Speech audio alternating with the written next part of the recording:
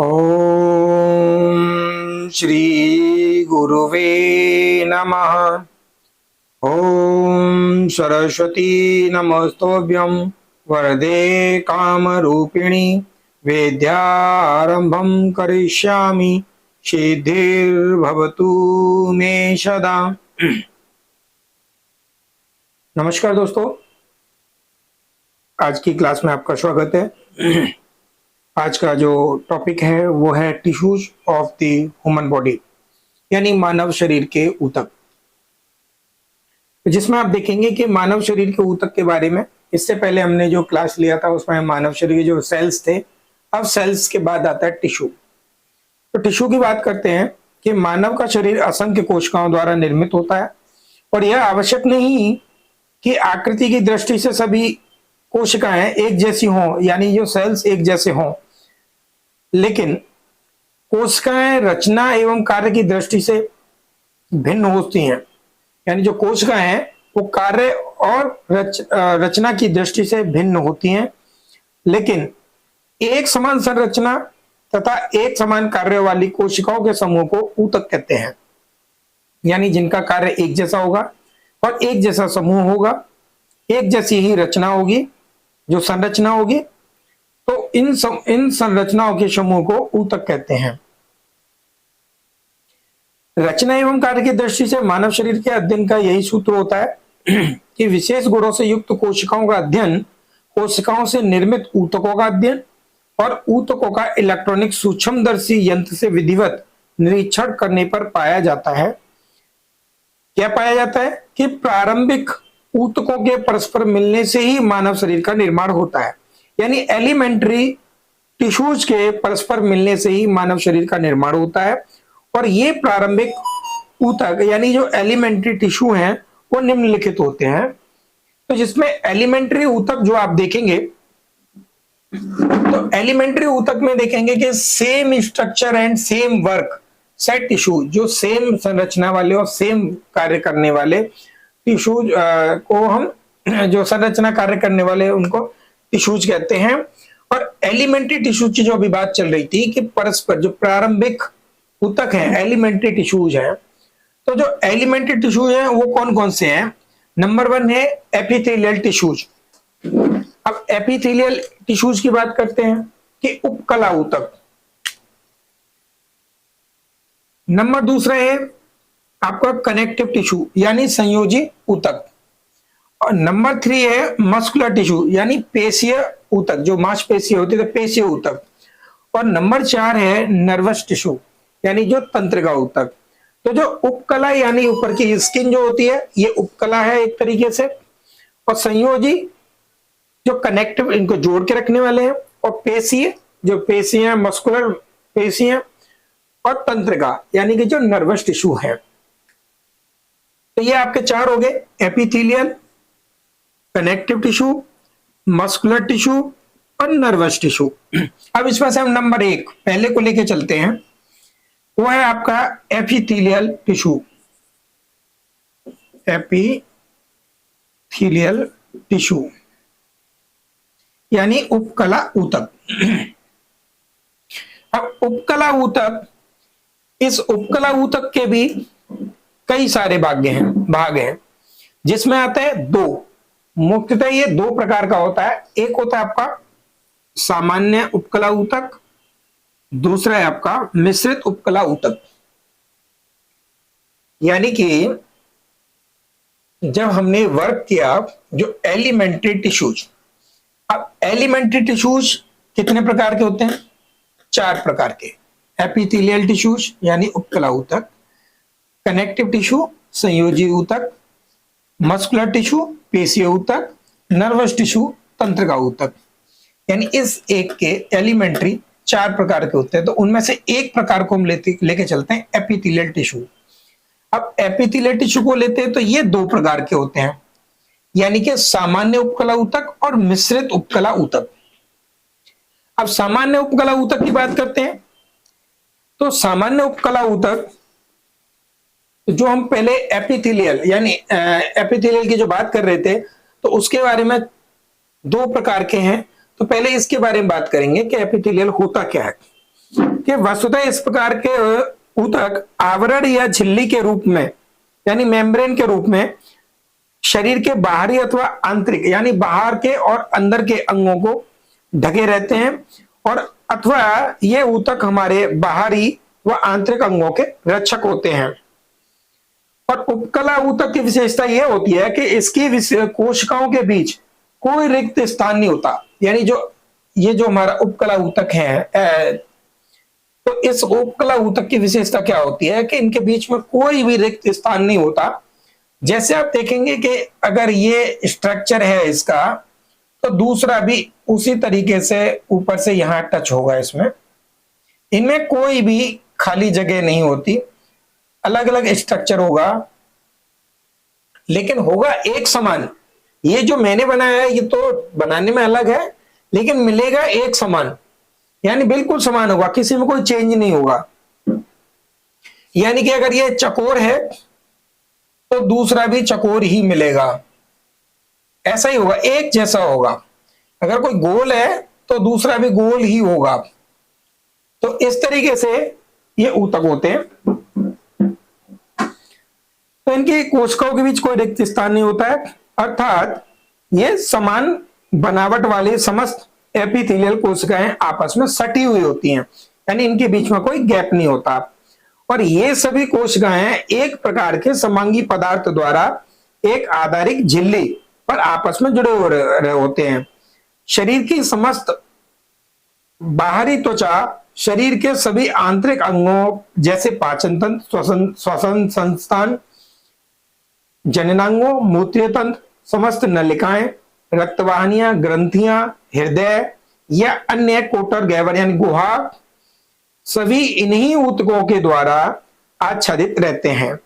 और इन ऊतकों के द्वारा अंगों की रक्षा यानी प्रोटेक्शन, श्राव सीक्रेशन, उत्सर्जन एक्सक्रिएशन और अवशोषण यानी एब्जॉर्बेशन आदि क्रियाएं संपन्न की जाती हैं। किसके द्वारा? एपिथेलियल टिश्यू यानी उपकला ऊतक के द्वारा की जाती है। और जो एपिथेलियल टिश्यू का क्या होता है कि एपिथेलियल उपकला वास्तव में कोशिकाओं को अधःश्वसनीय एवं आंतरिक भागों की आधार कलाओं की कोशिका का आवरण होती है, यानी ढकने वाली होती है। और ये उपकला ऊतक मुख्यतः दो प्रकार के होते हैं। कौन सा है? एक है सामान्य उपकला ऊतक यानी कि सिंपल एपिथेलियल टिश्यूज। दूसरा है मिक्स्ड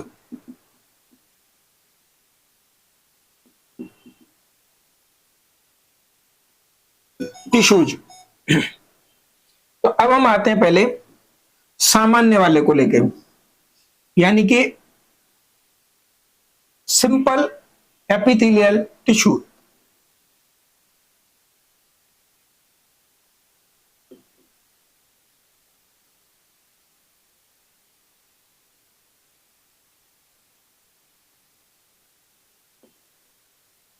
सामान्य उपकला ऊतक आपको समझना होगा, थोड़ा सा इसके अंदर फेर है, लेकिन पर्टिकुलर समझते जाएंगे तो हम बात करेंगे। यानी कि हमने लिया था एलिमेंट्री टिश्यू, तो एलिमेंट्री टिश्यू में एपिथेलियल टिश्यूज ये चार प्रकार के होते हैं। Epithelial tissues, connective tissue, muscular tissue और नर्वस टिश्यू। अब हम आगे एपिथेलियल टिश्यू पे। जब एपिथेलियल टिश्यू की बात करते हैं तो ये आपके दो प्रकार के होते हैं, सामान्य उपकला ऊतक और मिश्रित उपकला ऊतक। अब सामान्य में से भी हमने एक समान पहला ले लिया, सामान्य उपकला ऊतक। ये होते हैं आपके 5 प्रकार के, यानी 5 टाइप्स।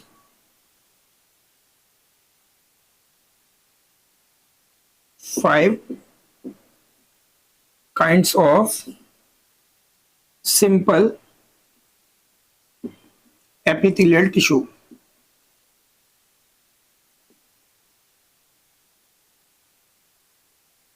अब ये 5 प्रकार के होते हैं। वो 5 प्रकार कौन से हैं मैं आपको बताता हूं। इसमें पहला है शल की उपकला, दूसरा है घनाकार उपकला, तीसरा है स्तंभाकार उपकला, चौथा है रोमक उपकला, पांचवा है ग्रंथिल उपकला। तो हम जो इनके 5 टाइप लेके चलते हैं, तो मैं आपके 5 टाइप बता देता हूं आपको। शल की उपकला नंबर 1 है शल की उपकला।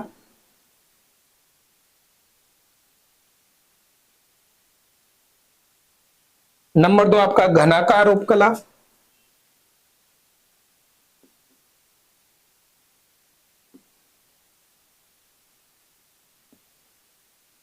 नंबर 3 है आपका स्तंभाकार उपकला। नंबर 4 आपका रोमक उपकला।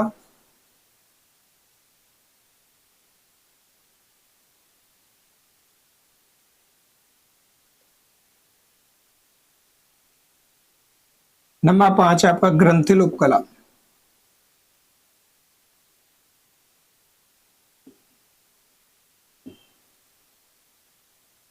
तो आप देखेंगे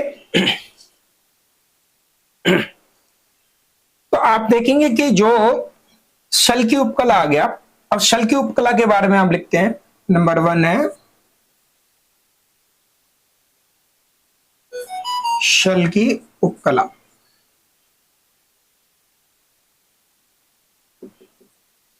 शल की उपकला के बारे में क्या होता है कि एपिथेलियल यानी शल की उपकला अपनी आधार कला पर अवस्थित पतली चपटी छिलका जैसी कोशिकाओं से निर्मित एक परत होती है। इन कोशिकाओं का केंद्रक यानी कोशिका के मध्य में रहता है। यानी ये जो सेल्स हैं इसके, इन सेल्स का जो केंद्रक है न्यूक्लियस, वो इन सेल्स के मध्य में रहता है। और इस परत की कोशिकाओं का कार्य गैसों अथवा तरलों का आदान प्रदान करना होता है। आप देखिए इसका स्ट्रक्चर देखिएगा।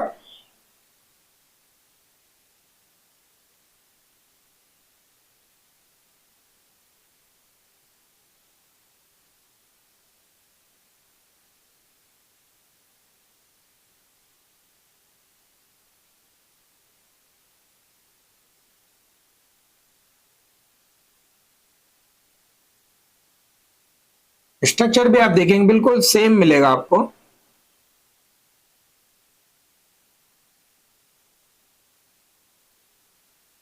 इस तरीके से इसका स्ट्रक्चर रहेगा।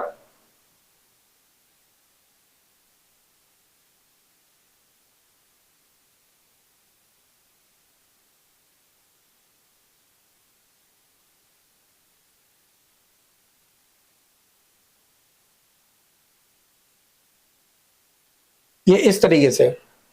अब इसका जो केंद्रक की बात हो रही थी, इसका केंद्रक इसके मध्य में रहेगा। ये देखेंगे आप।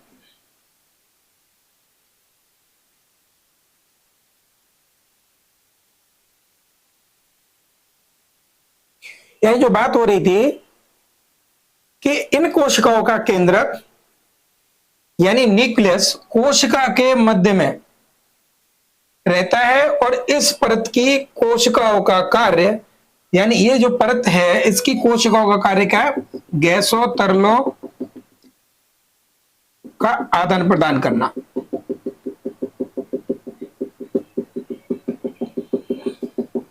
ये देखेंगे आप।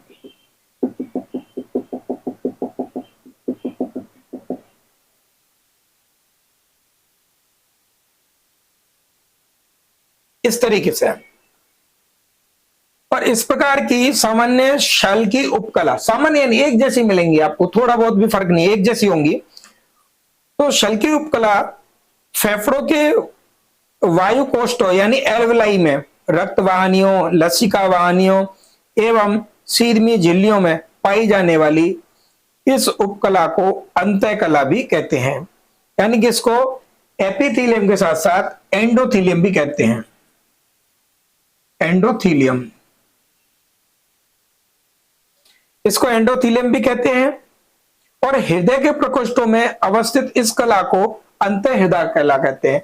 यानी कि अगर ये लंग्स के अंदर है, ये लंग्स के अंदर है यानी कि एल्वेलाई में, एल्वियोलाई, तब इसे एंडोथीलियम कहते हैं। और यही हृदय के अंदर होगी तो इसे क्या कहेंगे, एंडोकार्डियम। टिश्यू वही है लेकिन अलग अलग ऑर्गन के अंदर होने के कारण इसका नाम अलग अलग हो गया है, एंडोकार्डियम, यानी कि ये हृदय के अंदर है, हृदय टिश्यू यानी ऊतक।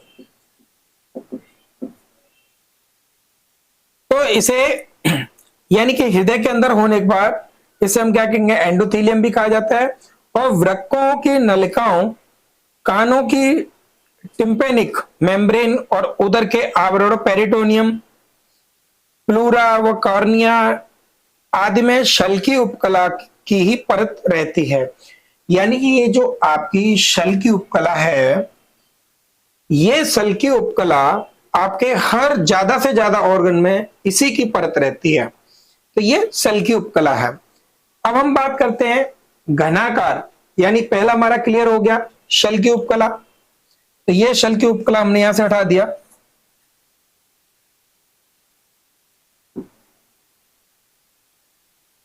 अब हम बात करते हैं घनाकार उपकला की।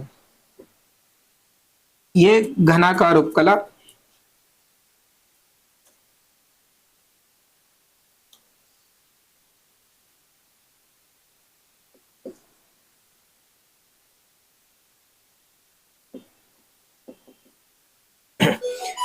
जब हम घनाकार उपकला की बात करते हैं तो क्या होता है कि इस प्रकार की घनाकार उपकला किसी अंग में संग्रह और किसी अंग में शराब का कार्य करती है।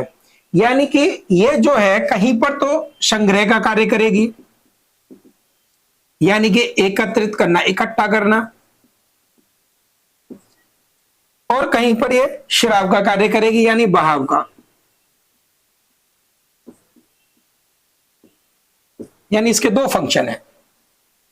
जो हमारी बॉडी के ऑर्गन्स के अंदर जहां किसी भी चीज को इकट्ठे करने का कार्य होता है या किसी चीज को बाहर, बॉडी से बाहर करने का कार्य होता है, तो ये कौन सा है, हमारा घना कार्य या घनी उपकला का कार्य होता है, यानी क्यूबोडियल क्यूबिक एपिथेलियम। यानी कि इसका कार्य किसी अंग में संग्रह और किसी अंग में स्राव का कार्य करती है। और यह उपकला थायराइड ग्रंथियों की पुटिकाओं, यानी कि फॉलिकल जो होते हैं, तो थायराइड ग्लैंड की पुटिकाओं, अंडाशय या डिंब ग्रंथियों यानी ओवरी के अंदर की सतह पर या रक्त जालिका में पाई जाती है। और यह एक आधार कला पर अवस्थित रहती है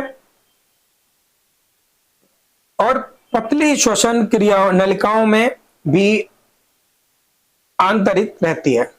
यानी इसका कहने का मतलब यह है कि यह एक आधार कला भी है और आधार कला पर अवस्थित रहती है, एवं पतली श्वसन यानी पतली पतली जो श्वसन नलिकाएं हैं हमारी, उनमें भी अस्थित रहती है यानी स्थित रहती है। इसका स्ट्रक्चर मैं आपको बताता हूं कि इसका स्ट्रक्चर कैसा रहता है।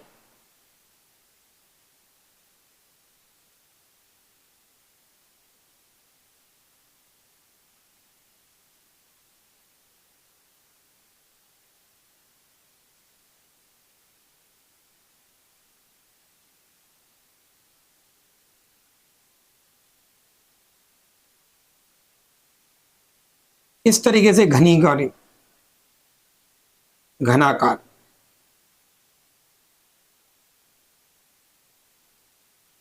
ये घनाकार है। न्यूक्लियस तो सबका ही होगा, केंद्रक तो होगा ही होगा, ये केंद्रक है। अब इसी के ऊपर आप देखिए,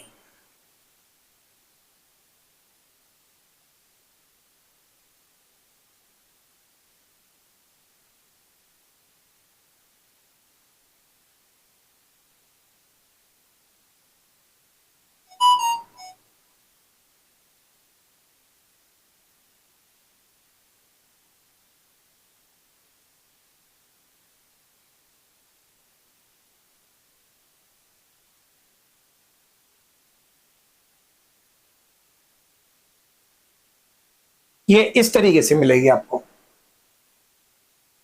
ये आपकी घनाकार होगी, यानी कि घनी घनी रहेगी, तो ये घनाकार होगी। कहना मतलब मैं एक बार फिर से बता देता हूं कि इस प्रकार की घनाकार उपकला किसी अंग में संग्रह और किसी अंग में स्राव का कार्य करती है। यह उपकला थायराइड ग्रंथियों की पुटिकाओं, अंडाशय या डिंब ग्रंथियों की सतह पर या रक्त जालिका में पाई जाती है और यह एक आधार कला पर अवस्थित रहती है एवं पतली श्वसन नलिकाओं में भी अस्तरित होती है। तो ये आपकी होगी घनाकार उपकला, ये आपकी घनाकार उपकला है, यानी कि दूसरी भी आपकी होगी। अब नंबर 3 आती है आपकी स्तंभाकार उपकला। अब हम बात करते हैं स्तंभाकार उपकला की।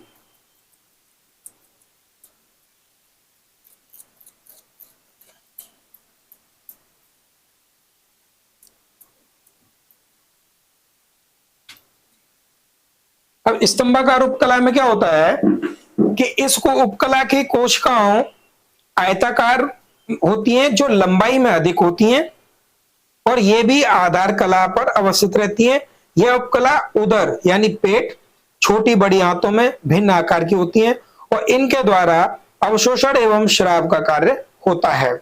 यानी ये पेट के अंदर और इंटेस्टाइन के अंदर की बात करते हैं।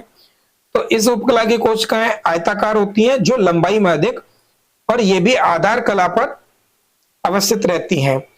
जैसे सेम हमने यहां बनाई थी वही है, पर उनकी हाइट लंबाई कम थी, इसकी लंबाई ज्यादा होगी। ये स्तंभाकार यानी एक खंभ की तरह हो जाती है, स्तंभाकार उपकला।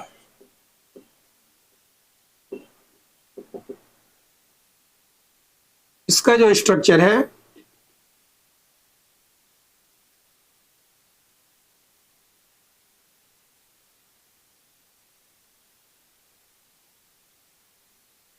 ये स्तंभाकार, लंबी ज्यादा होंगी ये।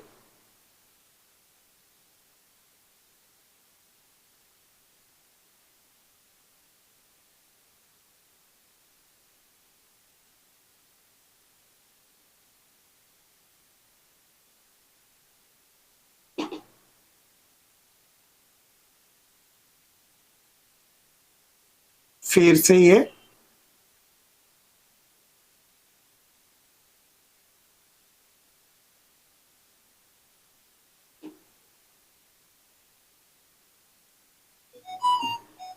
इस तरीके से है। ये इनका केंद्रक हो गया, न्यूक्लियस। तो इनका काम क्या था? उदर यानी पेट में, आंतों में स्राव का काम करना।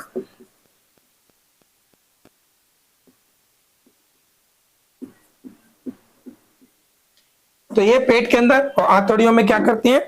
स्राव का काम करती हैं और अवशोषण का, यानी कि ये एब्जॉर्वेशन भी करेगी, अवशोषण। ये स्तंभाकार टिश्यूज हैं उपकला।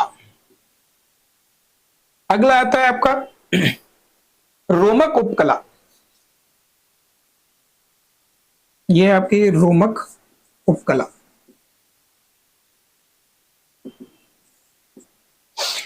अब रोमक उपकला की बात करते हैं तो रोमक उपकला आपकी अलग अलग होगी और इस रोमक उपकला में आप क्या देखेंगे कि इस रोमक उपकला में इस प्रकार की कोशिकाओं के ऊपरी सिरे पर कुछ बालों जैसी आकृति होती है और इनको सीलिया कहते हैं। ऐसी उपकला डिंब वाहिनियों में होती है और सीलिया में क्रमानुसार गति होती है। जब एक सीलिया नीचे को झुकता है तो दूसरा सीलिया ऊपर उठता है। इसी गति के कारण इस उपकला को उपकला कहते हैं, यानी इस उपकला को हम उपकला तो कहेंगे, लेकिन उपकला का फर्क क्या होगा कि सिर्फ इसे हम क्या कहेंगे कि स्यूडो स्टार्टिफाइड कॉलुमनार सिलेटेड उपकला कहते हैं। यानी इसका मतलब क्या है कि स्यूडो स्टार्टिफाइड कॉलुमनार सिलेटेड उपकला यानी इपिथेलियम कहते हैं। इसी के द्वारा डिंब ग्रंथियों के स्रावित यानी कि डिंब नाली में चलते हुए गर्भाशय में पहुंचता है। फेफड़ों में भी सीलिया की गति से ही श्लेष्मा मुख या गले की ओर बढ़ता है। कहने का मतलब यह है कि इसके अंदर जो एक वेव सा चलता है, एक ऐसे ऐसे वेव चलता है, जो धक्का लगाता है वो उसको आगे ले जाएगा। जैसे यहां बात हो रही थी कि अभी यूट्रस की, ये यूट्रस हो गया आपका,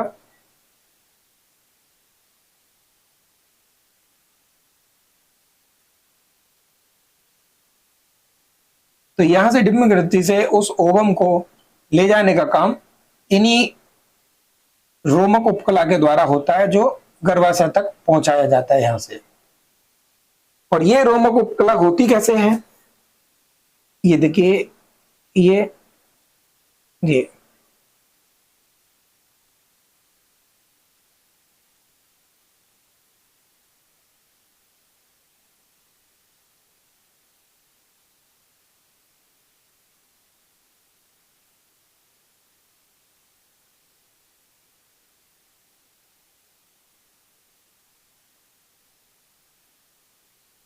ये रोमक उपकला है। इसी में अब आप इनको नीचे से ये बंद कर देंगे, ये एक आकृति हो जाती है इसकी।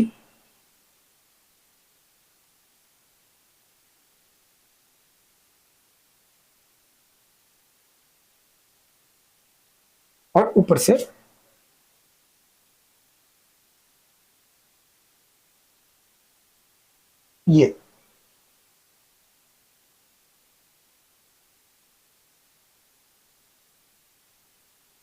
ये आपके रोमक उपकला है।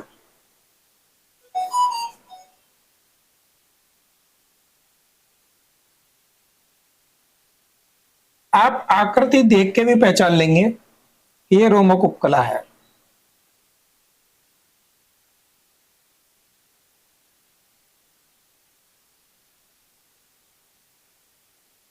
इस तरीके से ये रोमक उपकला होगी आपकी।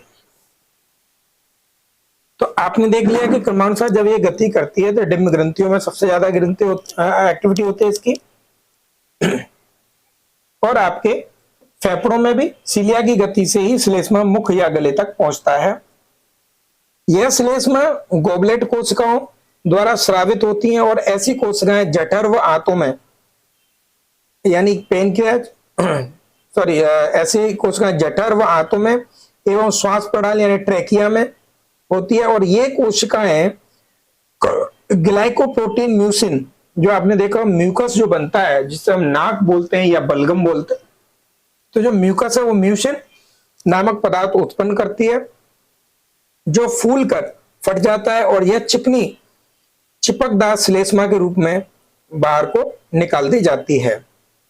तो इसके अंदर आप देखेंगे जो मुख में या गले में जो लार का काम करता है, एक वेव चलाने का काम, यानी इसका काम क्या, किसी सामान को आगे आगे आगे आगे धकेलते जाना, तो वो हमारा रोमक उपकला का काम है।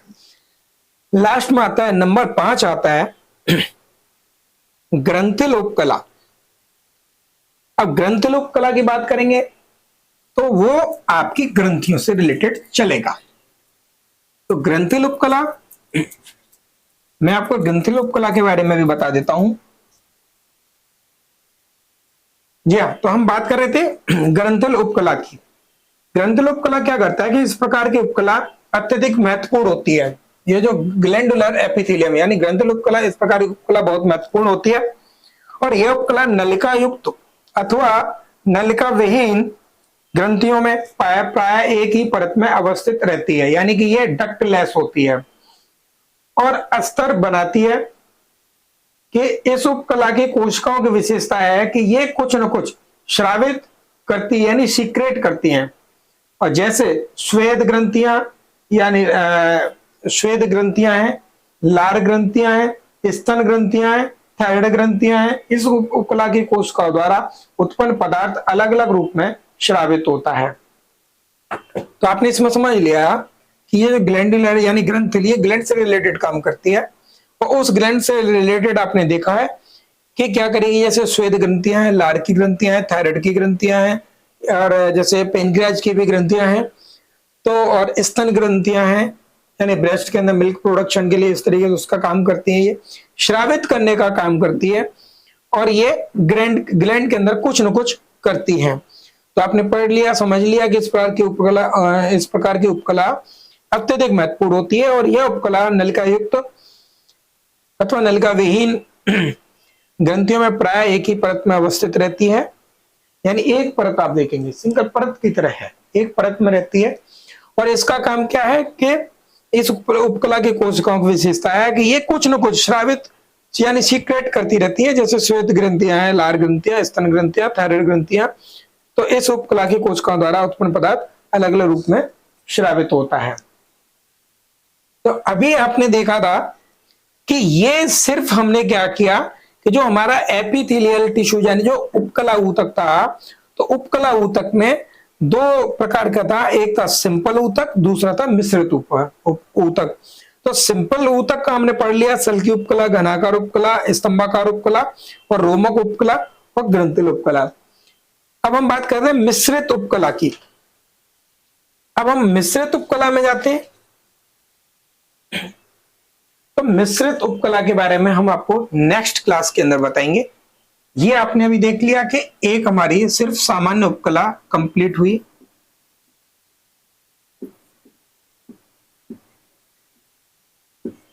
सामान्य उपकला हमारी कंप्लीट हो गई है। अब हम बात करेंगे मिश्रित उपकला की, वो नेक्स्ट क्लास में बात करेंगे। धन्यवाद।